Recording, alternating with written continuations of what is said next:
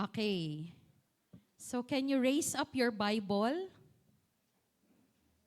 May I see if 100% na po tayo today? Yung wala, meron po tayong Bible sa baba. Kayo po ang buena mano ng ating merchandise doon sa baba. So, taas po natin ang ating Bible. This is my Bible. I am what it says I am. I have what it says I have. I can do what it says I can do. My mind is alert. My heart is receptive. I will receive the word of God, and I will never be the same. Amen and amen.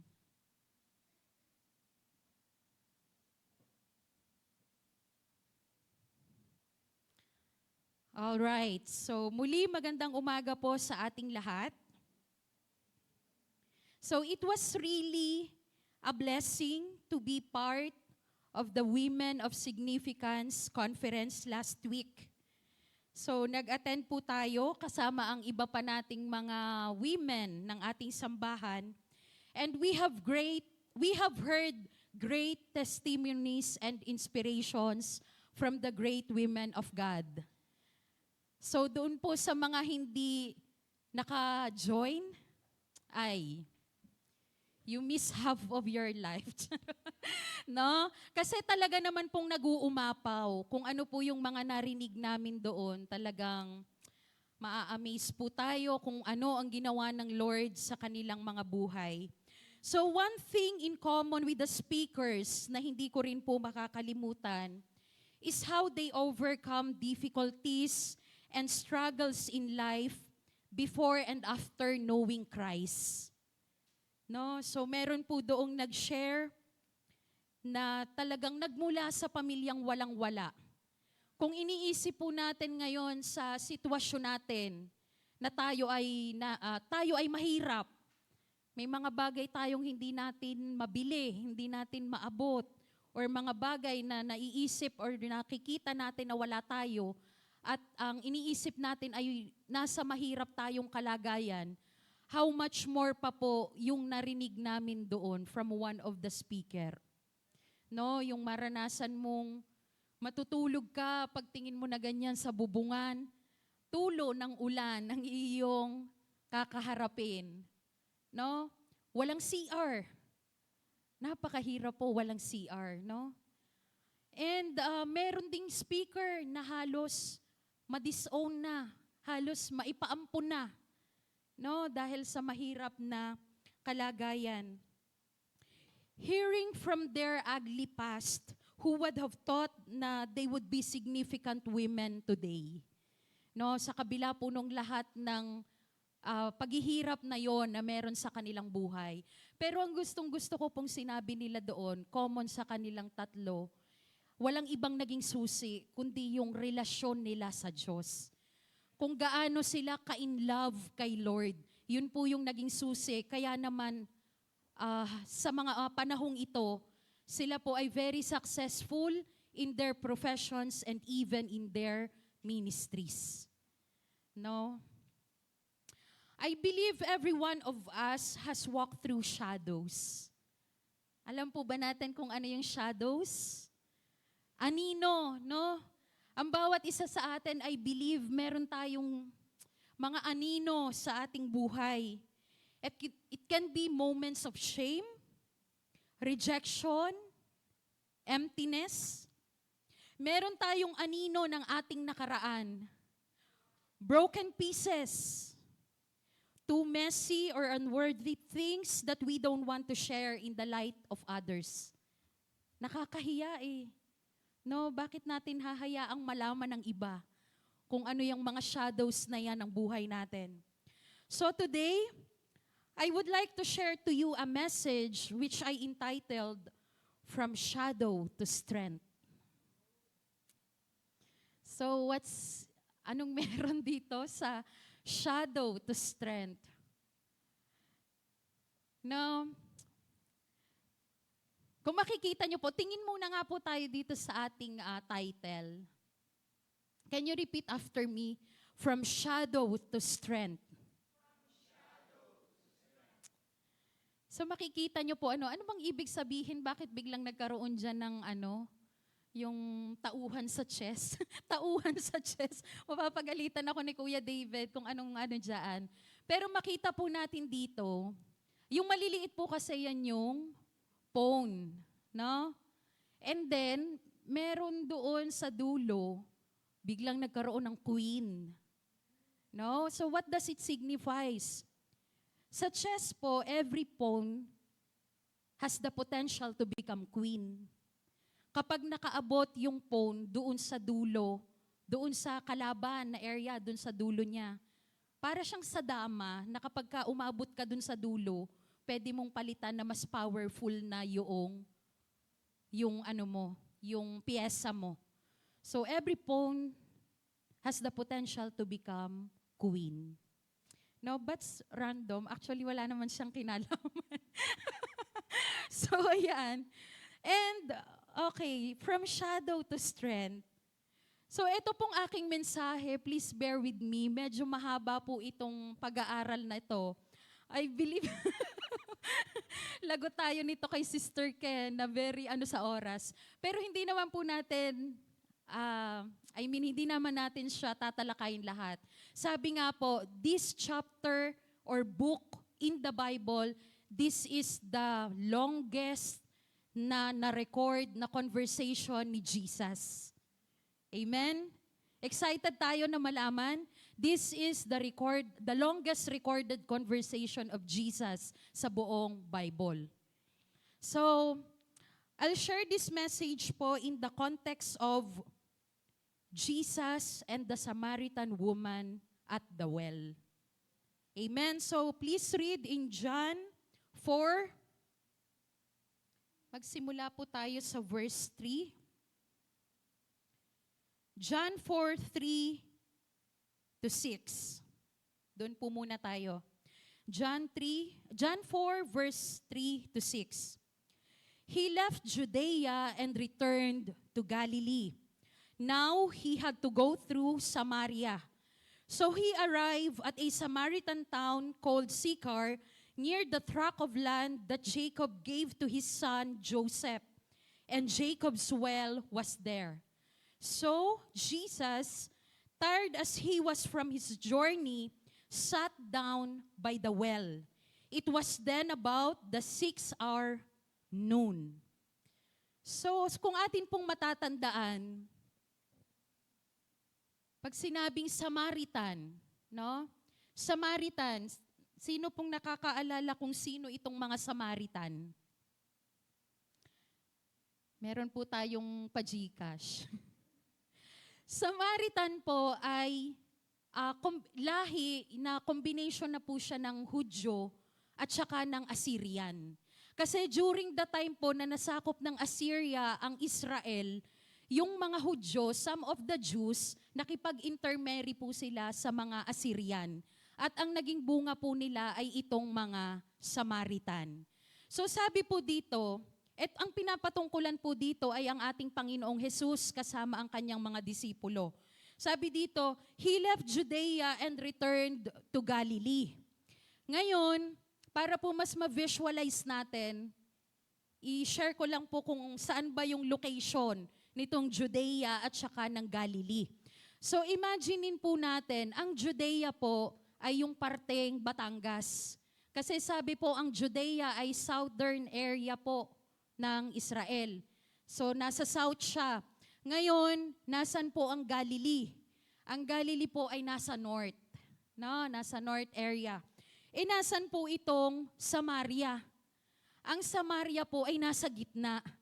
Imagine niyo po na itong Paranaque, ito yung Samaria. So, Judea, Batangas, Samaria, Paranaque, Galilee, yung northern area. Ngayon, the Jews and the Samaritan, they hated each other so much. Magkaaway po yan, magkagalit yan. Hindi po, kaya nga, mamaya atin pong mapapag-usapan na nagulat yung Samaritan woman, bakit siya kinausap ng Panginoong Jesus. So they hated each other so much dahil unang-una, yun nga, hindi sila purong Hudyo. So ang claim ng mga Jews, wala kayong claim sa God namin kasi hindi kayo purong Hudyo. So even the Samaritans, they put their own idols sa Mount Gerizim.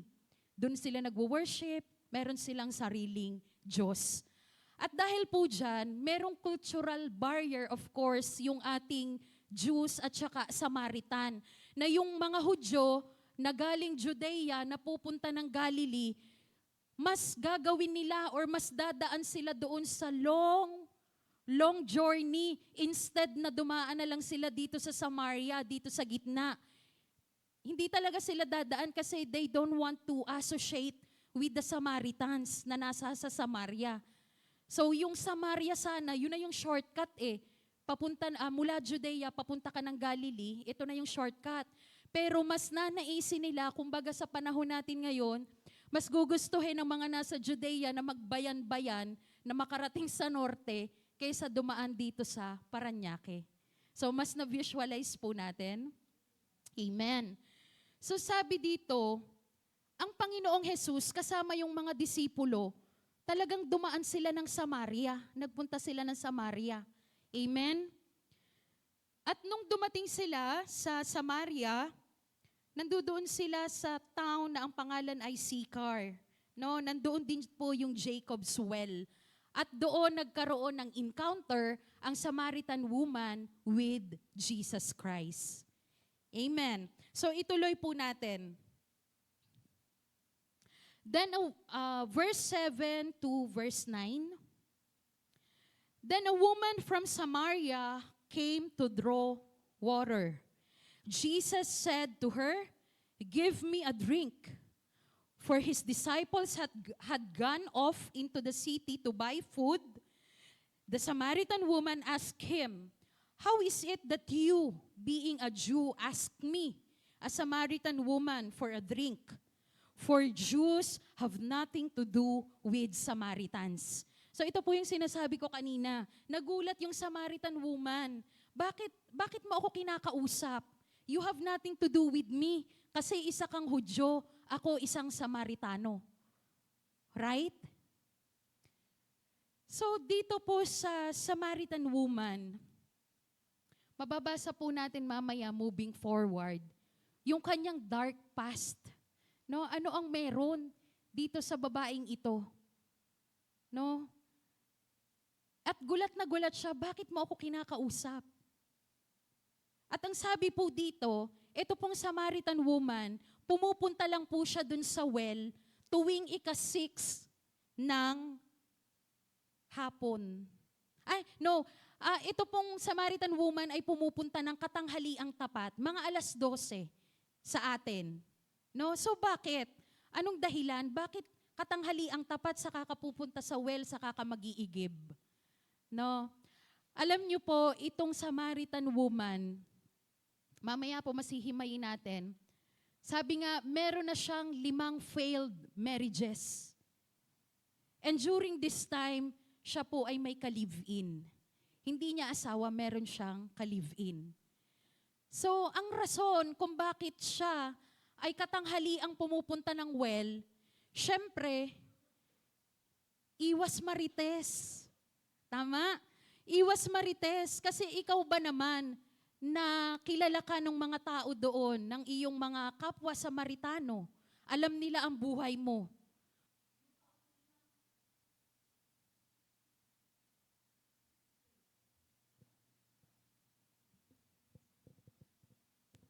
Praise. Yung kaunti nga na pagkakamali ng buhay natin, ang hirap kalimutan ng tao. Mababanggit at mababanggit kahit gaano karaming ginawa nating tama kaysa dun mali, kaysa sa mali. So siya pa, 'di ba? Talk of the town siya, no? At bukod doon, sabi nga po, itong Samaritan woman, rejected siya unang-una racially. 'Di ba? Kasi nga po, ang mga Jews, hindi nila binibigyan ng importance din ang mga Samaritan. No? Rejected na siya racially. Pangalawa, rejected pa siya socially.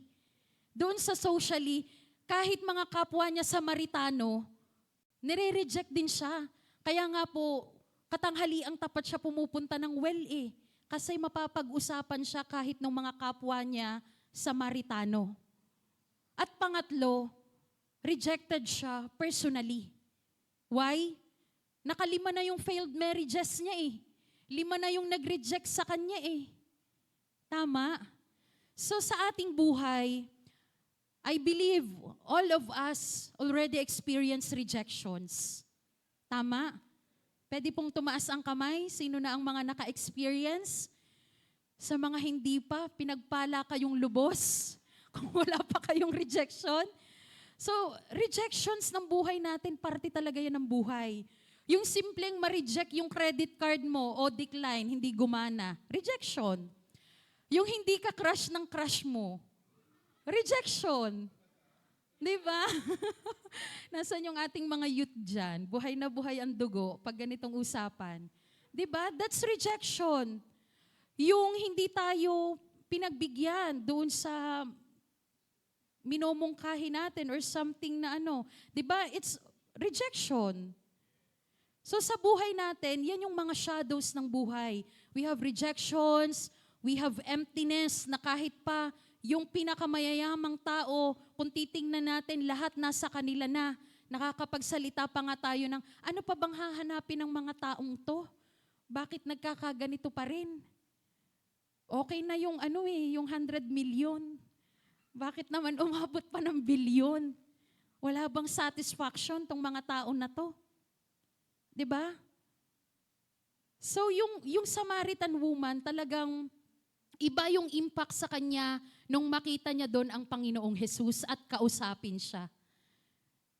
Gulat na gulat siya, bakit nasabi ng Panginoong Hesus na kung ano yung kanyang buhay. Bakit nito alam?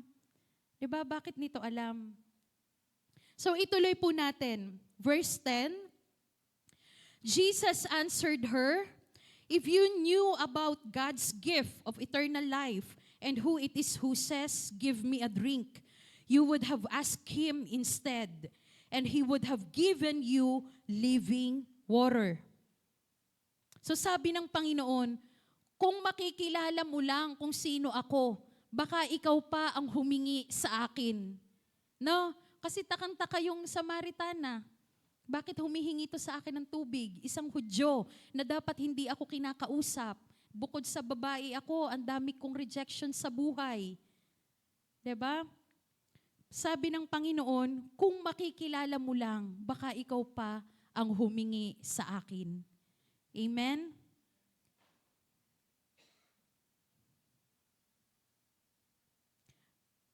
Next slide nga po. Ayan. So let's continue in verse 13. She said to him, "You have nothing to do with no bucket and rope, and the well is deep. Where then you do get that living water?" Diba sabi nung Samaritana, paanong sa'yo ako hihingi? Wala naman siyang nakikitang jar. Wala siyang nakikitang jar sa Panginoong Hesus. Wala siyang nakikitang tali. So paano siya kukuha ng tubig na sinasabi niya doon sa well? "Are you greater than our father, Jacob, who gave us the well, and who used to drink from it himself, and his sons, and his cattle also?" Jesus answered her, "Everyone who drinks this water will be thirsty again. But whoever drinks the water that I give him will never be thirsty again. But the water that I give him will become in him a spring of water, satisfying his thirst for God, welling up, continually flowing, bubbling within him to eternal life." So sabi ng Panginoong Hesus, yung tubig na ibibigay ko, living water siya. Hindi siya nauubos. It continually flows. Nakakita na po ba tayo ng bukal? Di ba sa province, marami pong bukal. Nung bata po ako, tanda ko, sinasama ako ng inay ko, doon kami naglalaba. No? Doon kami naglalaba. At ang maganda doon, nag-cause pala ng pollution. Bigla kong naalala. Pero ganun po sa probinsya, di ba, doon naglalaba sa bukal. Kasi nga, tuloy-tuloy yung pagdaloy ng tubig. Hindi mahirap sa tubig, doon masarap maglaba. No? Sabi ng Panginoon, ganitong klase ng tubig ang kaya kong ibigay. Amen? So ano pong lesson ang meron dito sa conversation ng Panginoong Jesus at ng Samaritan woman? Jesus transforms shame into purpose. Jesus transforms shame into purpose. Next slide, please. So this is the starting point of discipleship. Amen? Do you agree with me? Jesus transformed shame into purpose. Bakit po? Basahin po natin in John 4. John 4, 6 to 10.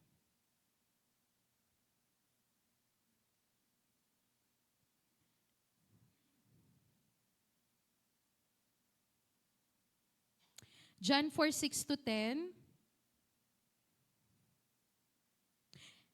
Ito po yung binasa ko rin kanina. And Jacob's well was there. So Jesus, tired as he was from his journey, sat down by the well. It was then about the 6th hour noon. So itong mga disipulo, at kahit po tayo, hindi po ba natin naisip na bakit naman ang Panginoong Jesus magpapahinga na nga lang doon pa sa well na kung saan katanghaliang tapat? Amen? Di ba kapag po nag-journey ang Panginoon kasama ang mga disipulo at pag sila'y nagpahinga, usually sa kabundukan or meron silang bahay na tinutuluyan. Pero bakit po sa specific na panahon na ito, ang Panginoon ay doon pa nagpahinga at doon malapit sa well? So makita po natin, sabi nga, ang Panginoong Jesus, kaya niyang i-turn yung shame ng buhay natin into His purpose. Sabi ko po kanina, iniiwasan ng mga Hudyo na pumunta sila ng Samaria. Pero ang Panginoon, intentionally, na kinatagpo yung Samaritan woman sa specific na time na yon, katanghali ang tapat doon sa well. Amen? So this is the starting point of discipleship, wherein lagi nating naririnig yung word na be intentional. Be intentional. Kasi hindi po natin alam sa panahon at sa lugar na nandun tayo, meron isang kagaya ng Samaritan woman na naghihintay para mabahagihan natin ang salitaan ng Diyos. Amen? And in verse 16 to 18, at this Jesus said, "Go, call your husband and come back." The woman answered, "I do not have a husband." Jesus said to her, "You have correctly said, I do not have a husband, for you have had 5 husbands, and the man you are now living with is not your husband. You have said this truthfully." The woman said to him, "Sir, I see that you are a prophet. Our fathers worship on this mountain, but you Jews say that the place where one ought to worship in Jerusalem." Jesus replied, "Woman, believe me, a time is coming when God's kingdom comes, when you will worship the Father neither on this mountain nor in Jerusalem." At eto na nga po, paalis na sana yung Samaritan woman. Sabi niya, "Hindi, wala akong asawa." At sabi ng Panginoon, "Tama, nagsasabi ka ng totoo. Wala ka talagang asawa kasi ang kasama mo ngayon ay hindi mo asawa. At meron kang 5 meron ka ng naging 5 asawa. So sabi ng Samaritana, isa ka bang propeta? Kasi gulat siya, bakit nasabi ng Panginoong Jesus yung kanyang buhay? No? But you know, people of God, the purpose na sinabi yun ng Panginoon sa Samaritana is not to condemn her. Hindi para siya i-judge, kundi para ipaalam sa Samaritana na alam ko ang nangyayari sa buhay mo. Nakikita kita. Kilala kita. Amen?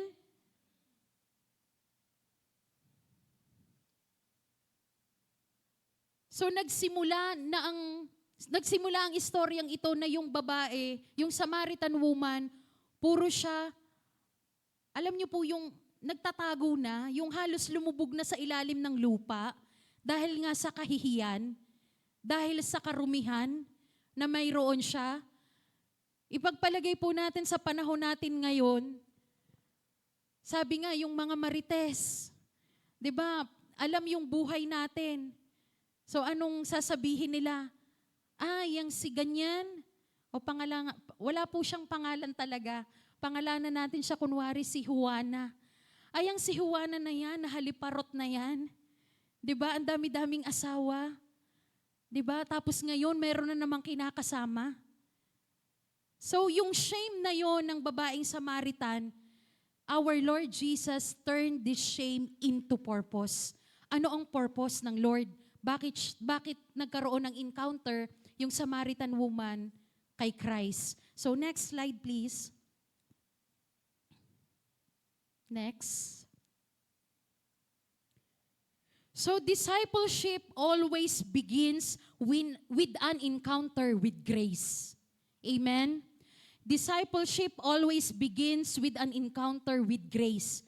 The same grace na ibinibigay ng Panginoon sa mga nakakakilala sa Kanya, ganun din naman sa kagaya ng isang Samaritan woman. Though masasabing ang daming failure sa buhay niya, ang dami ng hindi kaaya-aya sa buhay niya, pero yung grasya ng Panginoon na inoffer niya ay parehas din. Amen? So hindi tinitingnan, hindi nag-focus ang Panginoon dun sa failures niya, bagkos ang tiningnan niya yung potential na meron itong Samaritan woman. And from this we can also say, before Jesus sends us out, He sits with us in our brokenness. Amen? Do you agree with this? Before Jesus sends us out, He sits with us in our brokenness. Bago tayo gamitin ng Diyos, bago niya tayo ipadala kung saan, gamitin sa divine assignment na ibibigay niya sa atin, He will sit with us in our brokenness. Kasi alam ng Diyos na bawat isa sa atin hindi perfect. Alam ng Diyos na bawat isa sa atin, we have broken pieces in our lives. May pangit, may marumi, may hindi maganda. Amen. So maybe right now, you feel disqualified. You feel unworthy or even unseen. Hindi naman ako nakikita ng Lord. Hindi naman ako karapat-dapat tumayo dyan. Ang daming pangit sa buhay ko. Bakit ako magpapagamit na maging parte ng worship team? 'Di ba? Mas maraming iba na mas qualified kaysa sa akin. So this is the common misconceptions ng bawat isa sa atin kapag tayo ay merong ipinapagawa sa atin ng Panginoon. Ang una agad nating titingnan kung ano yung kakulangan na meron sa atin. Bakit ako? Ganito nga ang buhay ko Ganito nga, ganito, ganyan. Ang dami na nating sinabi. But God always remember that God, hindi niya tinitingnan yung pangit, yung mga bagay na hindi maganda sa atin, kundi tinitingnan niya at nakikita niya na meron tayong potensyal. Amen. So when we experience Jesus' grace, the next step is to share it. Amen. So hindi para ikip sa ating mga sarili. Nagkaroon tayo ng encounter sa Panginoon, naka-experience tayo ng kanyang goodness, ng kanyang faithfulness, ng kanyang mga pangako na experience natin. Huwag natin hayaan na tayo lamang ang nakaka-experience. So a true disciple moves from receiving to revealing. A true disciple moves from receiving to revealing. Let's read in John 4:28 verse 30. John 4:28 verse 30. Can you read it with me?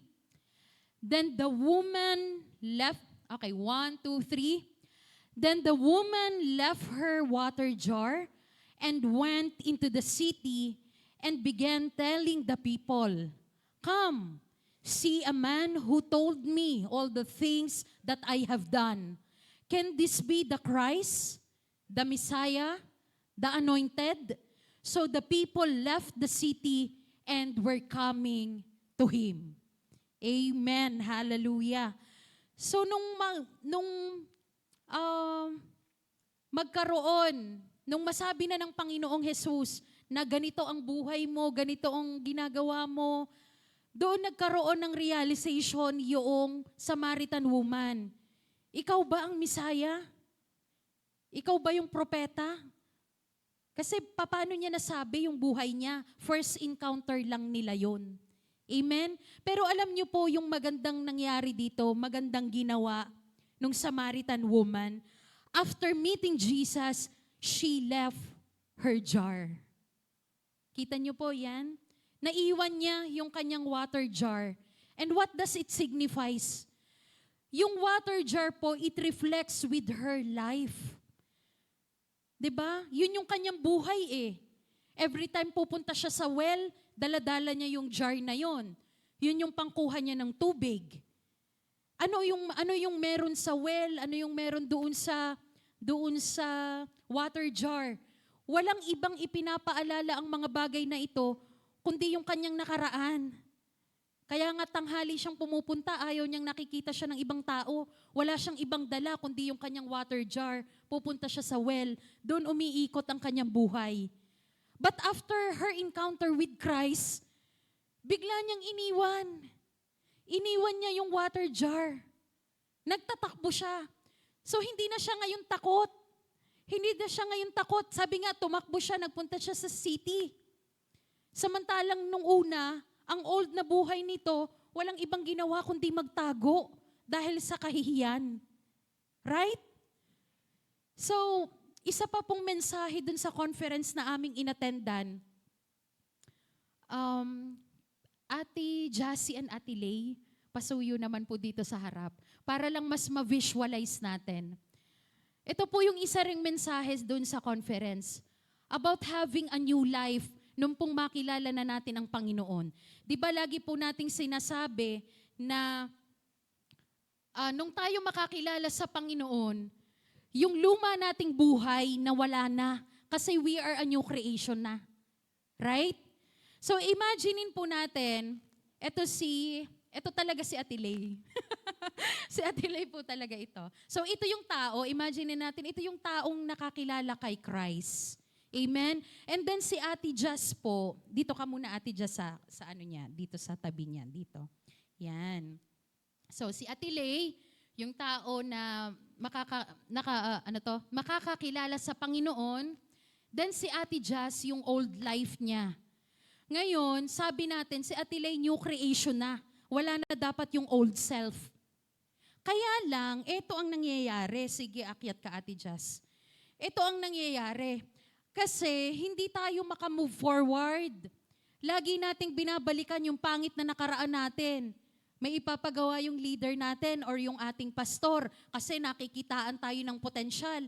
Pero lagi tayong hinihila nung nakaraan. Hindi ko naman kaya eh. Pambahay nga lang ako, di nga ako nakanta sa harap ng maraming tao. 'Di ba? So ano yung pinapakita nun? Nakakabit pa rin sa'yo yung old self mo. So kita nyo po to, ito si Ate Lay, nakakilala, ito yung old self. Kung hindi natin bibitawan yung old self, paano ka makaka-move forward? Ang bigat-bigat nung nakaraan mo. Tama? At kung lalong hindi tayo makawala doon sa old natin na buhay. Sabi nga, ito dapat patay na. It signifies the dead body. Kasi nga, sabi patay na yung old self natin. Ito na tayo ngayon, new creation. Imagine niyo po na every time tayo lalakad, nakakubabang sa atin, nasa likuran natin yung patay. Patay natin na katawan, patay natin na buhay. So, ang baho ng buhay natin. Tama? Kasi mabaho yung patay. Mabaho yung luma nating buhay. Pangit yun. Hindi tayo ngayon makalakad, sabihin natin nakakalakad naman ng paunti-unti, pero hirap. Kita nyo po, naintindihan po natin? So, ganyan po ang nangyayari sa atin every time na hindi tayo makaalis dun sa past natin. May iba ng season, ang dami ng pinapagawa ng Lord sa atin. Especially right now, we are in the season of rebuilding. Pero dahil hindi tayo makawala dun sa luma at patay na natin na buhay supposedly, so ganyan po ang nangyayari. So kita nyo po, tayo rin mismo ang pumipigil doon sa growth, doon sa gusto ng Lord na umabot tayo doon sa destiny natin na yon. Kasi tayo ang laging may daladala ng mga baggage na dapat wala na ngayon. Amen? So thank you po, Ate Lay and Ate Jazz. So people of God, yung pag-iwan ng Samaritan woman sa jar, napakagandang representation. Kasi ibig sabihin, doon sa buhay niya na siya ay laging nahihiya, natatakot na mapag-usapan, wala na siyang pakialam. Kita niyo po kung paano siya, nakataas pa yung kamay talaga. No? Kasi masaya po siya doon sa kanyang naging encounter kay Christ. Masaya po siya dun sa na-witness niya na yung water jar, yun yung nagpapakita ng buhay niya. Wala siyang ibang bit-bit araw-araw, kundi yun para kumuha ng tubig. Bigla niyang iniwanan. Amen? So tumakbo po siya sa city. Sabi niya, tingnan nyo kung anong ginawa sa akin ng Diyos. So hindi niya sinasabi na, malinis na ako, ganyan. Hindi. Kumbaga, ang sinasabi niya, huwag niyong tingnan yung karumihan ko, pero ito yung ginawa ng Diyos sa akin. Kilala niya ako, alam niya ang buhay ko. Amen? At dahil po dun sa ginawa ng babae, maraming Samaritans ang naniwala. Amen? Maraming Samaritans. At sabi nga po, yung mga Samaritano, pumunta sila kay Christ at nakiusap sila na pwede bang huwag kang umalis? Dito ka lang sa amin. Amen? So next slide please. Next slide. Yan, nagstay po ng 2 days ang Panginoong Jesus kasama ang kanyang mga disipulo sa Samaria. Okay, next slide. Next slide. So yan, discipleship is not just learning, it's living and sharing. Agree? Amen. Discipleship is not just learning, it's living and sharing. Sabi nga po, ang discipleship ay way of life. It must be our lifestyle. So sa mga makakatapos na po dyan, nung ating 1-to-1, I heard meron ng lesson 6, meron ng lesson 7, hindi po dyan natatapos. Amen? Ang discipleship, ito ay parte na ng buhay natin. Next slide, please. So you don't need to know everything to start discipling others. You don't need to know everything to start discipling others. So marahil sa atin, no? Pero nakakatuwa po, no, yung nangyayari right now. Kasi yung mga kapatid natin na hindi natin nakikitang nagdi-disciple dati, talagang makita natin na active ngayon. No? Active na. Pero dati, marahil tayo ay nag-iisip na pang ano lang yan, pang kay pastor lang yan, tsaka sa mga leaders lang yan. Kasi sila na yung may capacity na magturo. So sabi po dito, you don't need to know everything to start discipling others. So ano po pala? Next slide. Yan, so 'Di ba? Nagsi-celebrate na. You just need to share what Jesus has done for you. You just need to share what Jesus has done for you. Huwag tayong matakot na, ay, hindi ko pa yata kayang mag-disciple kasi hindi ko alam kung anong sasabihin ko. Baka may itanong yung dinidisipulo ko, hindi ko alam ang sagot. Huwag muna ako, next in line na lang ako. So sabi po dito, wala kang ibang sasabihin, i-share mo lang kung ano yung ginawa ng Diyos sa'yo. Makikita nyo po doon sa natin, sa lesson 7 ng ating 1-to-1. Tuturuan po tayo dyan na mag-share ng testimony natin in just 2 minutes. 2 minutes lang. Just share kung ano yung ginawa ng Lord sa'yo. Next slide.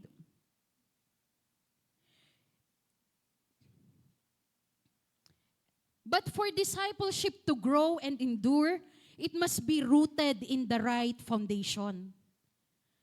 For discipleship to grow and endure, it must be rooted in the right foundation. So discipleship is sustained by worship and truth. This will be our strength for the journey.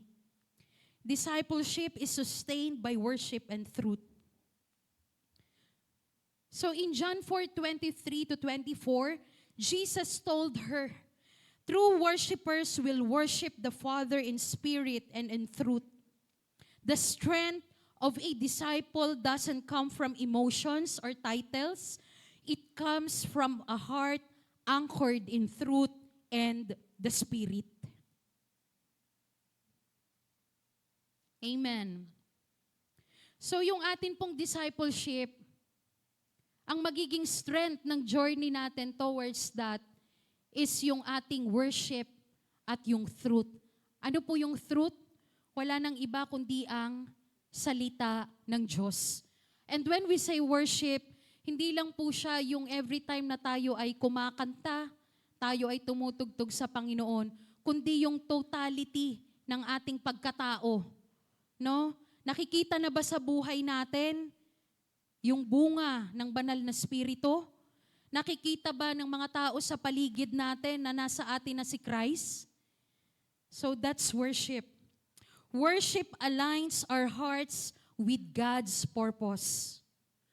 Worship aligns our hearts with God's purpose. And truth keeps us walking in integrity and obedience. Truth keeps us walking in integrity and obedience. Ano ang sinasabi nitong pangatlong prinsipyo na ito? Kailangan yung ating buhay patuloy nating idinidevote into prayer, worship, reading the Word of God. Na wala na tayong ibang magiging basihan in our lives kundi ang katotohanan base sa salita ng Diyos. Diba, in every situation, may mga sitwasyon na parang nalalagay tayo sa kompromiso, no? Nako-compromise tayo dahil doon sa situation. But it is always the Word of God na siyang i-remind sa atin ng Holy Spirit, anak, ito yung gawin mo. Anak, ito yung sinasabi ng salita ko. Meron tayong guide. Meron tayong pattern. All about our lives, lahat yan nandito na sa Bible. Amen. We have to stay close to Jesus through prayer, worship, and the Word. True disciples draw strength daily from the living water, not from the world's approval, but from the Spirit's presence. Doon po sa ating message last Sunday about the bond of unity, napakaganda nung revelation na na-share din sa atin ni Pastor, na when we say bond of unity, it is not something na kinreate siya ng tao just to unite us. But if we really proclaim that we have the Holy Spirit in us, meron talaga tayong bond of unity. Right? Pero bakit ba nawawala yung bond of unity despite doon sa, ang bawat isa naman sa atin, I believe, lahat talaga meron tayong Holy Spirit. You know why? Kasi mas mataas yung will natin. Tama? Hindi tayo nagdi-depend doon sa move or doon sa leading ng Holy Spirit sa atin. But if we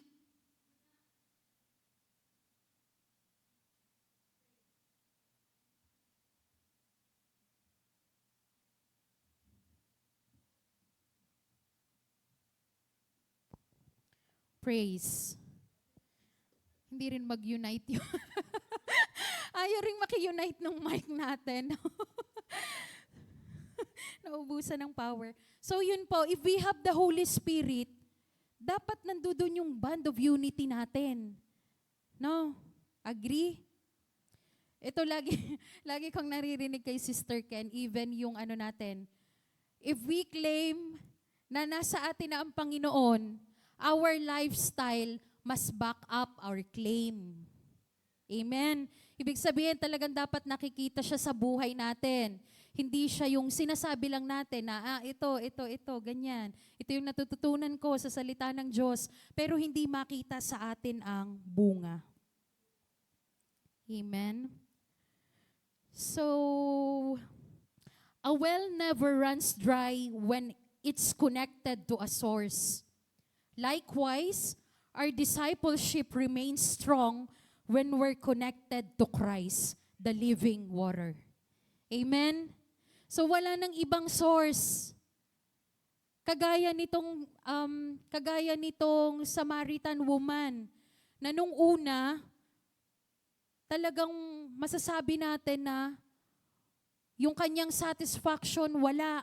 Bakit? Imagine, 5 asawa. Limang failed marriages. Andito na naman tayo sa usaping marriages, no? 5, siguro yung iba magsasabi,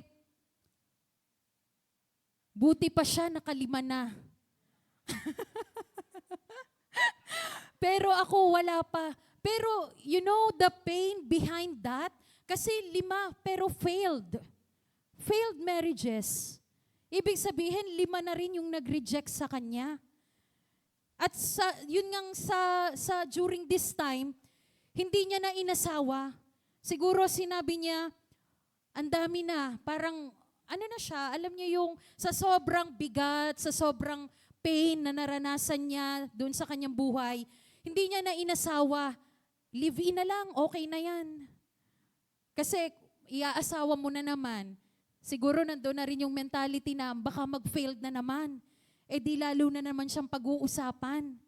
So imagine that kind of life.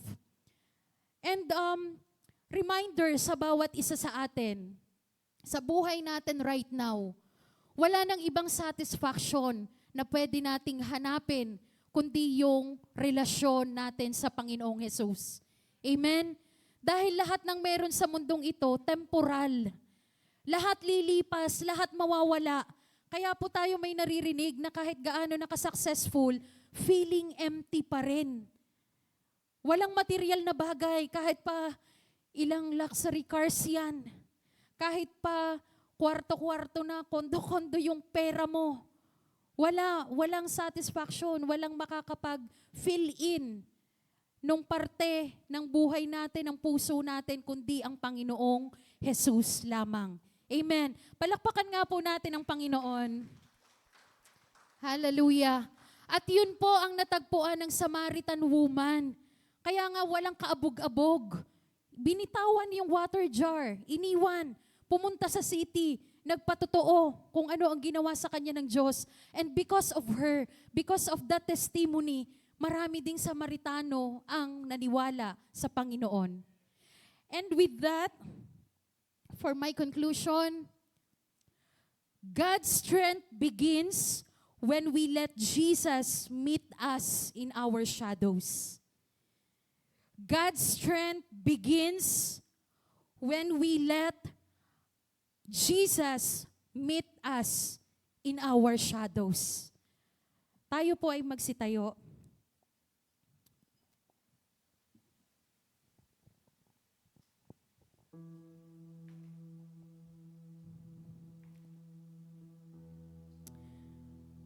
Hallelujah. Hallelujah. Sa mga oras na ito, allow your spirit to connect with the Spirit of our living God. As we sing this song, patuloy tayong makipag-commune sa ating Panginoon. Kapatid, nakikita ka niya. Alam niya ang buhay mo. Ano man ang pangit, ano mang hindi maganda sa iyong nakaraan, huwag kang manatili dyan. Sapagkat ang nakikita sa iyo ng Diyos ay ang potensyal na meron ka. Special ka sa paningin ng Diyos.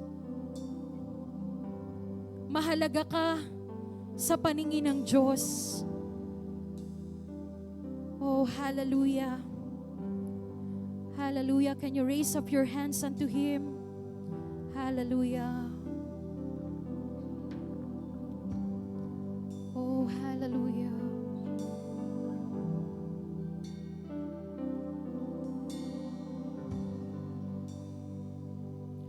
All these pieces broken and scattered, in mercy gathered, mended and whole, empty-handed but not forsaken. I've been set free, I've been set free. Amazing grace, how sweet the sound that saved a wretch like me. Who I once was wretched, but now I am found. Was blind, but now I see. Come on, people of God. All these pieces broken and scattered, in mercy gathered, mended and whole, empty-handed but not forsaken. I've been set free, I've been set free. Amazing grace, how sweet the sound that saved a wretch like me. Who I once was lost, but now I am found. Was blind, but now I see. Amazing grace, amazing grace, how sweet the sound that saved a wretch like me. Who I once was lost, but now I am found. Was blind, but now I see. Oh, I can see you now. Oh, I can see the love in your eyes, laying yourself down,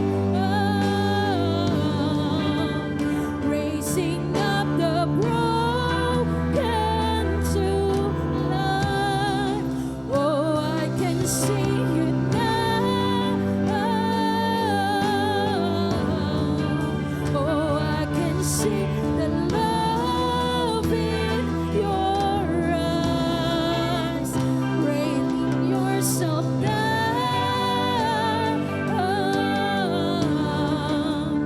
raising up the broken to life. Oh, I now. Oh, I can see the love in your eyes, laying yourself down,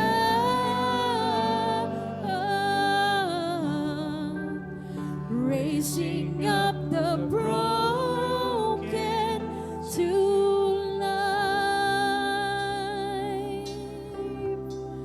Oh, hallelujah. Maraming salamat, Panginoong Diyos, because of your amazing grace, Lord, sa aming mga buhay. Patuloy mong tinatanggal, Panginoon. Patuloy mo kaming hinahango, Lord, mula sa aming mapait, masama, pangit na nakaraan, oh God. Maraming salamat, Lord, that because of your love, ang iyong pagmamahal, pag-ibig na patuloy na nag-uumapaw mula sa buhay na hindi maayos, mula sa buhay na marumi, kami ay patuloy mong binibigyan ng pag-asa. Maraming salamat dahil mula sa kadiliman, kami ay hinango mo papunta sa kaliwanagan. Maraming salamat at dahil, Panginoon, sa iyong grasya sa aming mga buhay, natuto kaming magtiwala muli at makita ang kagandahan ng aming mga sarili sa iyong presensya. Oh, hallelujah! Maraming salamat, Panginoon. Ikaw ang nag-iisang Diyos. Ikaw ang Diyos na pinakamakapangyarihan at pinakadakila sa lahat. Maraming salamat at dahil sa iyo, patuloy kaming naniniwala at patuloy kaming magtitiwala. Lord, patuloy po naming tinatanggap, Panginoon, ang divine assignment na iyong ibinigay sa aming mga buhay.